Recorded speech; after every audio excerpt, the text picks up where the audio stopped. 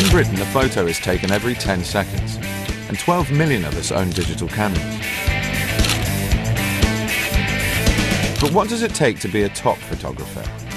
Photographer has the ability to connect with the subject matter that they're depicting. You have to get to know it, you have to understand it, you have to be passionate about it, and also tell us something about your relationship to that subject. Thousands of you submitted your photos via the Channel 4 website for the chance to take part in this unique photographic competition. We chose the 6 most talented photographers to go head-to-head over a series of challenging assignments. It's that feeling that you get when you take a shot. Yeah! Up for grabs for the winner, an exhibition at a top gallery and a book deal worth thousands. Exhibiting in a national gallery would be a dream come true. Last time, the photographers faced 3 tough portrait assignments. This is hell. This is absolute hell. At the end of the week, the competitors faced the judges, world-famous photographer Martin Parr. The intention of the photographer should always come across in the photo, so I think you've let yourself down there. Gallery owner Alex Proud. The background is over-romanticised and the colours are a little hackneyed. And director of the Photographers Gallery, Brett Rogers. It's amazing that 2/3 of the shot really is just black.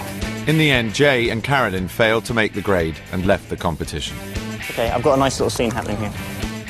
Now the remaining 4 go head-to-head, with a week of documentary assignments. We have now finally made a decision. But only 2 will make it through to the final of Picture This.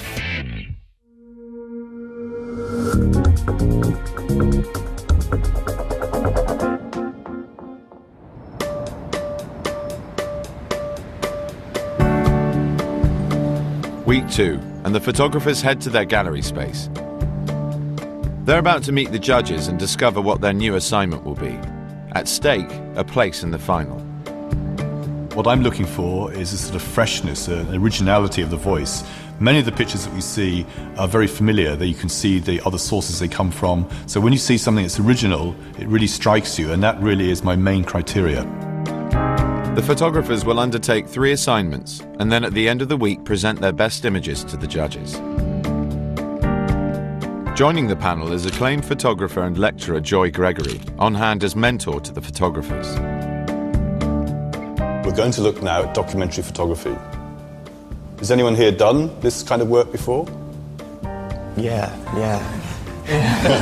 When I heard it was documentary, it felt pretty good. Theoretically, I should be better at documentary photography because I am studying a master's degree in it. Well, you know how difficult it is, and the documentary impulse really is at the heart of all photography. Documentary photography is about taking pictures of real life. It involves getting under the skin of a situation from a unique perspective. The Picture This website has been flooded with your interpretation of documentary photography, some in the reportage style, some commenting on life in Britain, others exploring far-off destinations. I think what we're looking for is your ability to connect with the subject and to tell a story. And what I'll be looking for is how you empathise with people and your ability to adapt to different situations. You're going down to see a polo match. I'm interested in all of you capturing the essence of that day, whether it's on or off the field.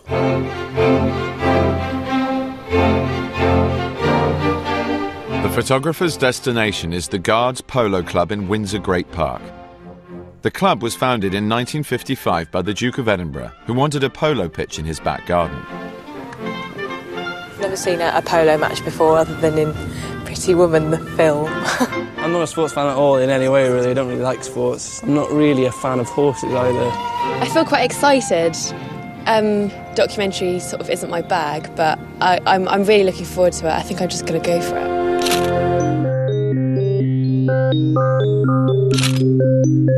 Getting through to the final week won't be easy. The photographers need to impress Martin Parr, who made his name as a documentary photographer.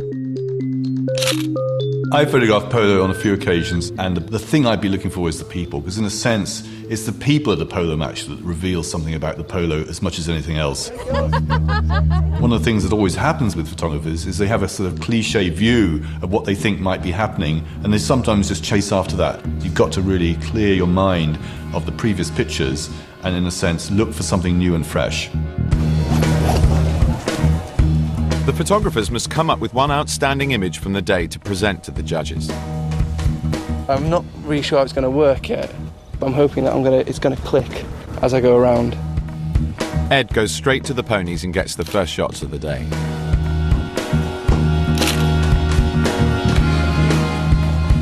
I think with documentary, while actually photographing, you can't analyse the situation too much, or you would just freeze and you wouldn't take a single photo, because by the time you realised you could take the image, the moment would be gone. Take the photo and then decide afterwards whether you want to use it or not. Okay. What I've got here is a nice location. You kind of use it as a backdrop, but I really need someone to appear, like this guy. Ed may have the training, but the judges want to see if he has the inspiration.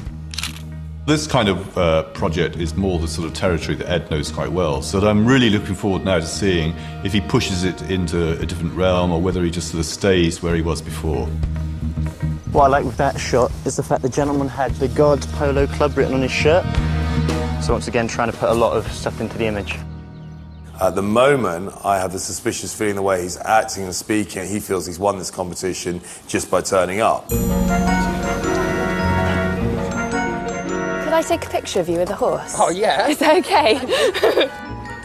No, it's complex. Whoops. Aaron is struggling to find his angle on the polo, but he's come up with a plan. Head for the car park. Documentary, if anything, is the complete opposite to what I do. I consider myself more of an intervention artist. To do a documentary project is like blasphemy as it is towards my usual practice. Aaron's going to have more difficulties, I think, than any of the others because the nature of his approach is very controlled. He relies, as we've seen in the past, on the gimmick or, the humour. And that's something that he has been in control of. Here he's not. He's going to have to be much more responsive to what he finds out there and won't be able to interject. At the moment, this area looks too boring for me to do what I do without intervening. So I think through my signs I'm going to make my comment or like my sort of view on the place, just in my humour. I'm really impressed by Aaron. I mean, the fact that he shows just a really comic touch behind the lens, I really like, and he makes me laugh and he does provoke thought. With little inspiring Aaron, he decides to make his own comment on the polo with his approach to DIY. Polo, I think, is reviewed as quite a girly sport. I think it's the sort of the clientele it gets and like the sort of mockery it gets down at the pub, the sort of type. So I think straight members parking area, that's just sort of to imply that everyone is gay. Coming up, Lucinda gatecrashes the royal box. Could I take a picture of you with a trophy? Yeah, sure. Liz catches the documentary bug. It's that feeling that you get when you take a shot. Yeah! And the photographers go head-to-head on a housing estate. 3, 2, 1. 4 talented but unknown photographers are competing for an exhibition at a high-profile gallery and a published book of their work. The first documentary assignment of the week is to take pictures at a polo match. I think a good documentary photographer has the ability to connect with the subject matter that they're depicting, and the quality of that connection really is the key thing. Horsey! Come forwards. I've never directed a horse before. I'll look round this way a bit. 21-year-old graduate Lucinda currently works as a waitress, but her passion is photography. I want to win the competition because I think I'd really make the most of it. Photography is really what I want to do. I mean, I've just graduated from uni and I sort of entered this bleak zone where I didn't really know what I was going to do next. There's sort of no trick, there's no answer into how to be a photographer. And I know that I'm not sort of going to waste this opportunity. Her signature style is to take constructed images posing models in carefully planned scenes. But she's rarely taken documentary pictures. Today, Lucinda's strategy is to focus on the polo set. Hello, sorry to interrupt your dinner. I'm taking some photographs for a project I'm doing. I was wondering if I could get you two to model for me. Yeah. Would that be all right? I think you've both got fantastic style. In documentary photography, it's essential to spend some time with your subjects or with the people you're photographing to get them at ease and for them to feel comfortable with you and you to feel comfortable with them. Otherwise,